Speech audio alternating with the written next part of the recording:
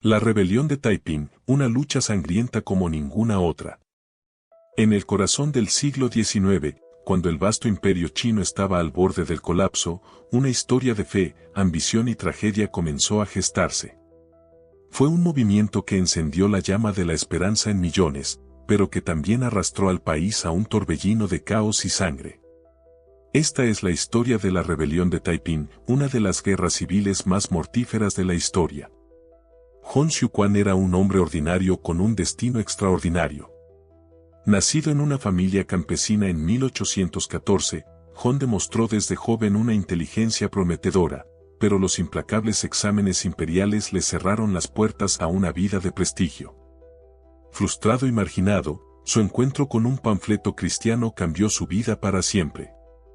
En un sueño febril, Hon se convenció de que era el hermano menor de Jesús, enviado por Dios para purgar China de la corrupción y la idolatría. Armado con esta revelación, Hon comenzó a predicar una nueva visión para China, un reino celestial de paz y justicia, libre de las cadenas del confucianismo, el budismo y el taoísmo.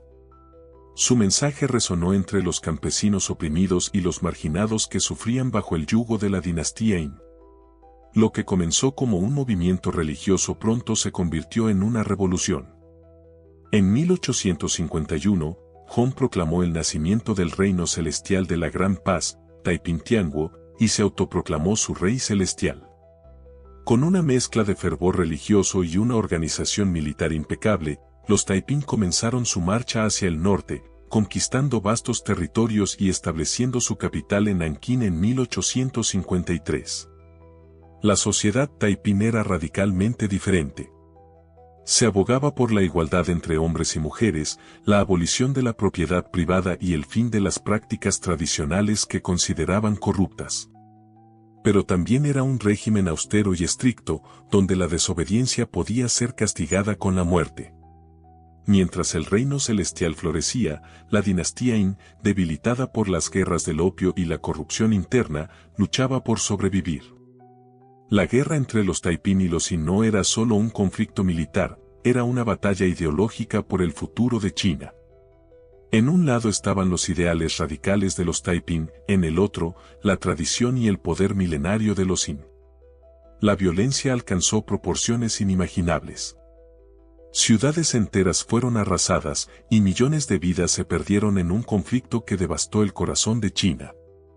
Las fuerzas imperiales, respaldadas por potencias extranjeras como Gran Bretaña y Francia, eventualmente lograron asediar Nankín en 1864, marcando el fin del reino celestial.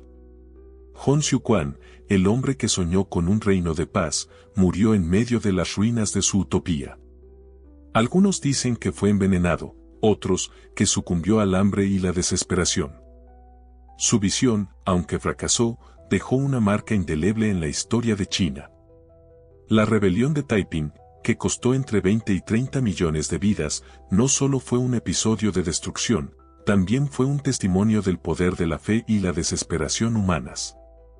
Fue una advertencia sobre los peligros del fanatismo, pero también una llamada a la reflexión sobre las desigualdades que llevaron a millones a seguir a un hombre que prometió un cielo en la tierra. Hoy, la historia de la rebelión de Taiping sigue siendo una de las más fascinantes y trágicas de la humanidad. Una epopeya de sueños rotos, de esperanzas encendidas y de un país que, en su búsqueda de redención, fue arrastrado al abismo.